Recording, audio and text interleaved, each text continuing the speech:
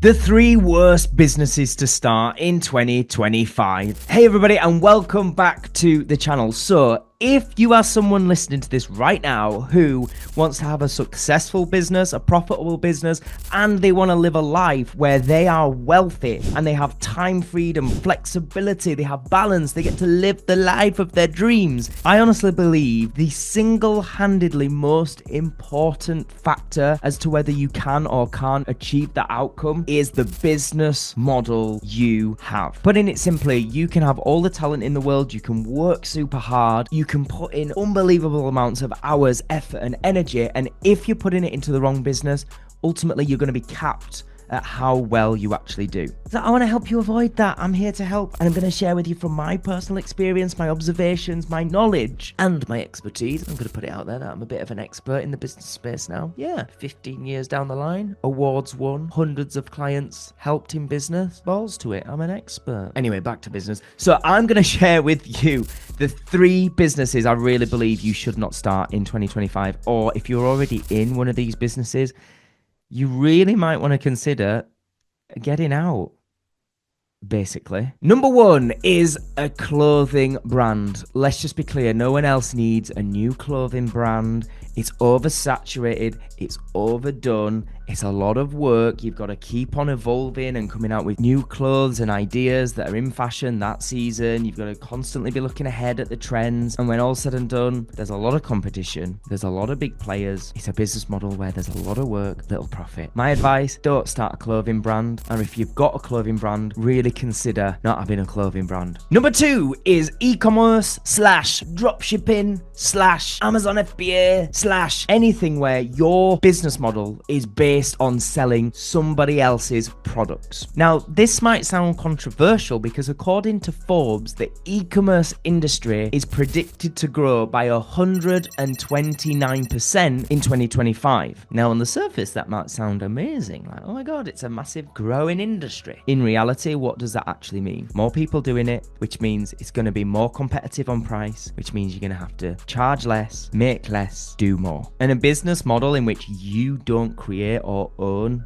the product and other people can sell it and other people are going to be selling it and outpricing you, in my personal opinion, is a really bad idea. And especially if it's going to be your main business or your only business. So anything that relies on selling other people's physical products, my opinion, it's not the business model for 2025. And the third one is anything that requires you to deliver your service or your product in person. I'm talking restaurants, cafes, I'm talking dance lessons and personal training. If you're the person delivering that service, then you're constantly going to be trading time for money. And again, that's going to be capped and it's not ideal. Number 2, there's also the thing of you need people to show up. And in this day and age, let's just be real, with technology and the internet and AI, why would people leave the house ever again? You've got everything you need on the internet. But number 3, in particular, if it's cafes, restaurants, clothing shops, anything like that, generally those business models require really high startup costs, an awful lot of risk, there's an awful lot of competition, and massively high overheads. To make a business like that succeed is going to take everything. And even then, it's really not a guarantee. Now, there could be an argument here that the more that social media and the internet and artificial intelligence becomes a huge part of our lives, the more there's going to be a demand and a need for that in-person service, that in-person connection. And I would agree there is going to be. But irrespective, it's really still not a safe bet. When push comes to shove, as they say, human beings will do what comes easiest. And so even if they do buy from you in person every now and then, or come to your class in person every now and then, generally, if they can get the same result without leaving the house for a fraction of the cost just by pressing some buttons on their phone, people are gonna do it. Even if they know it's better for their mental health to not be led by the internet, they're gonna. So the question is, yeah, there might be an argument for it. Yeah, we probably should go to in-person stuff more. Yeah, people probably will still a little bit, but the vast majority won't. So do you want to take that risk and make your main income, your main business based on expecting people to come in person? I wouldn't, and I'm not. So what should we be doing? Well, as AI comes more and more into force, it's going to make more and more jobs obsolete and more businesses will go out of business. But one thing AI can never replace is you, your individuality, your personality, your experience, your perspective, and as the cool kids say, your vibes. For me, the smart way to make money in 2025 is going to be based on